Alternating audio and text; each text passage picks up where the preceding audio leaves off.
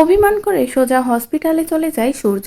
হসপিটালে গিয়ে নিজের কেবিনে বসেও দীপা আর রূপার উপরে সমানে রাগ দেখাতেই থাকে।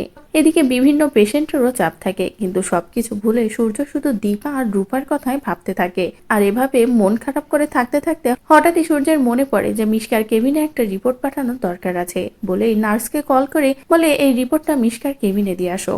আর নার্সও সূর্যের অর্ডার মতো যখনই মিশকার কেবিনে রিপোর্টটা রাখতে যায়, তখনই দেখে যে সেখানে সূর্যের নামেরই একটা রিপোর্ট রাখা আছে, যেটা দেখে নার্সের মনে সন্দেহ হয়। নার্স বলে, কি স্যারের রিপোর্ট এই কেবিনে? আমি কি এটা স্যারকে দিয়ে আসবো? বলেই নার্স কোনো কিছু না ভেবেই রিপোর্টটা হাতে তুলে নেয় এবং সূর্যের কেবিনে আবারও ফিরে আসে আর বলে, স্যার এই রিপোর্টটা আমি মিশকা ম্যাডামের কেবিনে দেখলাম।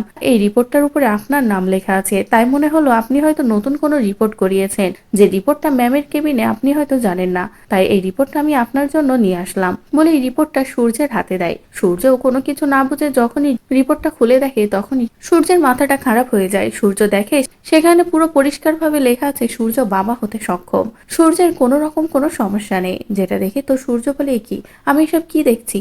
তার মানে এটাই কি আসল রিপোর্ট ছিল? আমি বাবা হতে সক্ষম? মিশকাই কি বারবার আমাকে ভুল প্রমাণ করেছে? মিশকাই কি আমাকে ভুল রিপোর্ট দিয়ে আমার জীবনটা এভাবে তছনছ করে দিয়েছে? দীপার কথাই সত্য, আমার বেস্ট ফ্রেন্ড দিয়ে আমার সবসময় ক্ষতি করে এসেছে। তার মানে সোনার রূপা আমারই সন্তান? এসব কি হচ্ছে কি আমার সাথে? বলেই সূর্য পুরো অন্যরকম হয়ে যায়। সূর্য বলে, আমি অনেক বড় ভুল করে ফেলেছি। আর এটা ভেবেই এবার মিশকার মুখোমুখি হয় সূর্য। মিশকাকে প্রশ্ন করে এসব কেন করলো। তখনই মিশকাও ভয়ে সত্যটা বলে দেয়। এরপরে সূর্য দীপাকে হসপিটালে রাখে আর বলে, আমি অনেক বড় ভুল করে ফেলেছি দীপা। এই যে আমার আসল রিপোর্ট, আমি বাবা হতে সক্ষম।